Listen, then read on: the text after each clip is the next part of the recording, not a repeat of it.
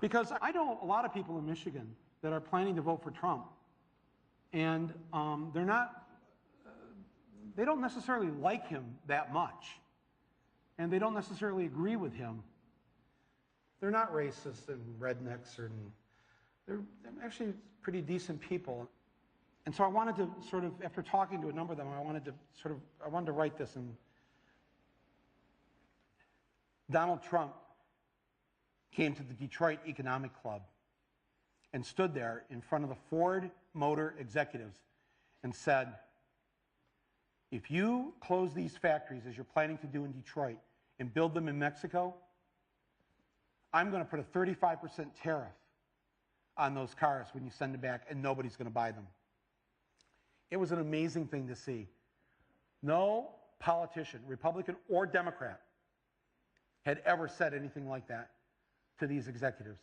And it was music to the ears of people in Michigan and Ohio and Pennsylvania and Wisconsin, the Brexit states. You live here in Ohio, you know what I'm talking about. Whether Trump means it or not is kind of irrelevant, because he's saying the things to people who are hurting. And it's why every beaten down, nameless, forgotten working stiff who used to be part of what was called the middle class loves Trump. He is the human Molotov cocktail that they've been waiting for. The human hand grenade that they can legally throw into the system that stole their lives from them. And on November 8th, Election Day, although they've lost their jobs, although they've been foreclosed on by the bank, next came the divorce, and now the wife and kids are gone, the car's been repoed, they haven't had a real vacation in years, they're stuck with the shitty Obamacare bronze plan where you can't even get a fucking Percocet. They've essentially lost everything they had, except one thing. The one thing that doesn't cost them a cent and is guaranteed to them by the American Constitution: the right to vote. They might be penniless, they might be homeless, they might be fucked over and fucked up. It doesn't matter, because it's equalized on that day. A millionaire has the same number of votes as the person without a job. One. And there's more of the former middle class than there are in the millionaire class.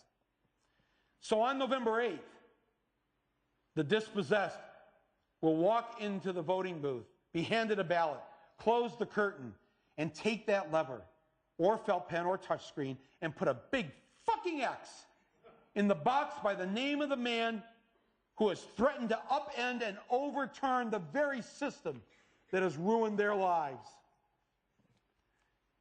Donald J. Trump. They see that the elites who ruined their lives hate Trump. Corporate America hates Trump. Wall Street hates Trump. The career politicians hate Trump. The media hates Trump after they loved him and created him, and now hate him. Thank you, media. The enemy of my enemy is who I'm voting for on November 8th.